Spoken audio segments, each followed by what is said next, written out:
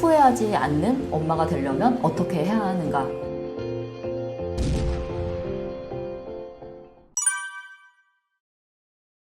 유아 시기는 보통 0에서 이제 7세라고 정의를 내리는데요. 이 시기에는 앞서 이제 아기 때 영아 시기 0에서 3세까지는 사실은 정말로 엄마의 손길이 필요하고 엄마의 몸과 눈길과 손짓이 이 아기에게 있는 것이 가장 사실은 이상적이라는 거. 그거를 제가 동물들을 치료하면서도 깨달았고 동물을 키운 경험에서도 간접적으로 체험을 했었는데요. 저희 아이를 키우면서 가장 좀 많이 느끼게 되었어요. 그런데 사실 이런 말씀을 드리는 것이 조금은 부담이 되기도 하는 것은 현대사회의 저와 같은 나이 또래 여성분들이 모두가 다 그 사실을 알고 있긴 하지만 아기 옆에 붙어 있을 수 없는 상황들이 너무나 많아요.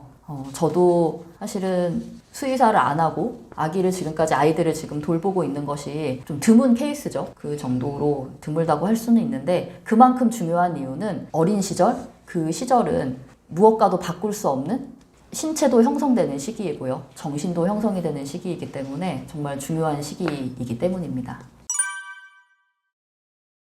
발도르프 교육은 1919년 오스트리아 사상가, 철학자, 교육자였던 루돌프 슈타이너라는 분에 의해서 만들어지게 되었습니다. 1919년에 독일에 처음 발도르프 학교가 생긴 이래로 100년이 넘은 역사를 가지고 있고요. 1996년에 유네스코에서 21세기의 가장 바람직한 교육 모델로 선정이 된 교육이기도 합니다. 발도르프 교육이 다른 교육과 다른 점은 사람을 보는 견해가 사람이 그냥 이런 신체만 가진 존재가 아니라 모든 사람은 정신적인 존재이고 모두가 존중을 받을 만한 깊은 존재라는 인식에서 차이가 있다고 생각을 합니다. 그리고 발도르프 교육의 목적은, 궁극의 목적은 성인이 되어서도 스스로 자기 교육을 해나가고 단단한 사람이 되는, 그리고 주체적인 사람이 되는데 이제 교육의 목적이 있습니다.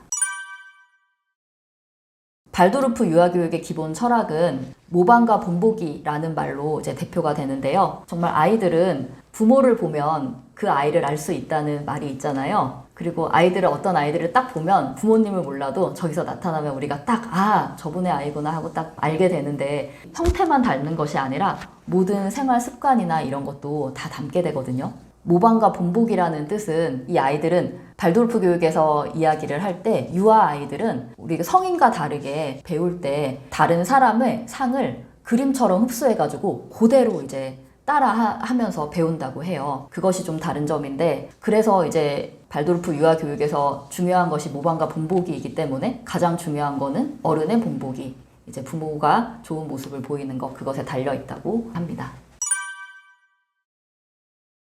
사실 우리나라는 언제나 현대사회에 들어서면서부터 조기교육 열풍이 이제 부는 나라인데 사실 저는 아이들을 키우면서 제가 가장 중요시 생각한 거는 건강하게 자라게 하는 거에 있었어요. 그런데 제가 발도르프 교육학을 공부를 해보니 건강의 기본 원리 중에 하나가 아이들을 이제 압박하지 않고 편안하게 해주는 것, 특히 어린 아이들은. 그렇다면 발달에 맞는 적기 교육을 해주는 것이 이 아이들을 가장 편안하게 해주는 거잖아요. 그래서 굉장히 동감을 하게 되었는데 아프리카 속담에 잔디를 잡아당긴다고 해서 빨리 자라지 않는다라는 말이 있다고 합니다. 자연의 원리에 이 속담에 깊이 공감을 했고요. 당연히 어린 아이들은 자연스럽게 젖어가면서 배우는 것이 맞는데 저 아이가 하니까 우리 아이도 못하면 안 되지 라는 이런 불안한 마음을 가지고 있으면 아이도 이 즐거운 시기를 불안하게 보낼 수밖에 없게 되기 때문에 저는 이 적기 교육이 아이들의 건강과 직결된다고 이제 생각을 해서 중요하다고 생각을 하게 되었습니다. 저의 교육 계획과 방향성은 건강하고 균형 잡힌 사람을 이제 길러내는 거예요. 어떻게 실현을 해 나갈까 항상 저는 생각을 하고 또 저의 전공이 수의학이니까 건강한 어른으로 정말 자라게 하는 것이 나의 목표다라고 생각을 했고 그 바탕을 찾은 게 발도르프 교육 철학이었는데 그런데 한 가지 저도 솔직히 고민이 되는 부분은 있습니다. 지금은 이제 어려서 발도르프 교육 혜택을 굉장히 많이 받고 또 제가 장점을 많이 느끼고 있지만 사실 사회에 나가서는 이 아이도 보통 아이들이 하는 것처럼 대학 교육도 받아야 할 것이고 한다고 저도 사실 생각을 하고 어우러져야만 진정한 건강한 사람이 되는 거잖아요. 지금으로서는 아주 고민이 없는 것은 아니지만 지금 현재까지는 발도르프 교육 철학 의해서 아이를 키우는 것에 대해서 굉장히 감사해하고 장점을 많이 느끼고 있는 중입니다. 앞으로도 가장 많이 참고하는 교육 철학이 될 것 같습니다. 제 육아 멘토가 누구인지 들으시면 되게 재미있어 하실 수 있을 것 같은데요. 저의 육아 멘토, 여러분이 계시겠지만 제가 꼭 말씀드리고 싶었던 연세가 많으시고 돌아가신 분이신데 재작년에 이제 하늘나라에 간 제가 키웠던 이제 미니어처 갈색 푸들 강아지입니다.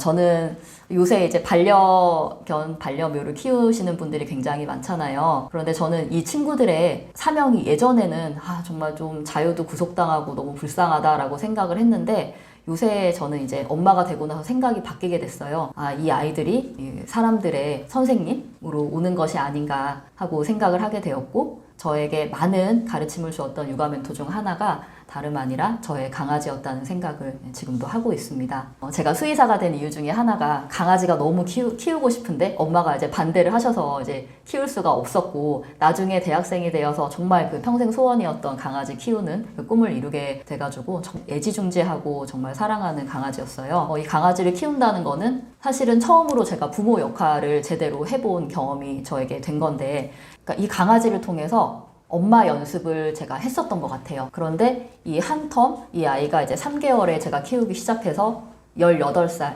장수한 편에 속하죠. 한 생을 누리고 저한테 이제 떠나간 건데 이 아이를 통해서 우리의 삶이 모두 유한한데 나중에 이렇게 시선에서 봤을 때 후회하지 않는 엄마가 되려면 어떻게 해야 하는가. 이 아이를 통해서 내가 배우고 깨달았던 것이 무엇인가 계속해서 이 강아지와의 경험을 통해서 아이 육아할 때 도움을 받고 있거든요. 그런 의미에서 저희 강아지가 가장 큰 저의 육아 멘토라고 생각을 하게 되었습니다. 한 가지 이제 예를 말씀드리자면 저의 강아지는 이제 배뇨 배변 실수 이거를 강아지들 때 되게 많이 하잖아요. 당연히 밖에서 원래 마음대로 이렇게 해야 되는데 딱 사람이 자리를 정해놓고 너는 여기에서만 해야 돼 하면 강아지가 당연히 사람도 아니고 사람도 실수하는지 잘 모르잖아요. 그런데 그런 실수를 인정하지 못하고 이제 많이 혼을 냈던 거죠. 그런데 사실은 이 강아지를 잘 키우기 위해서 혼을 낸 건데 그런데 그게 잘못된 거라는 거를 안 거는 얘가 어느 날부터 집에서 아예 배뇨 배변 하는 것 자체를 안 하게 거부를 하게 되더라고요. 그거 자체에 아마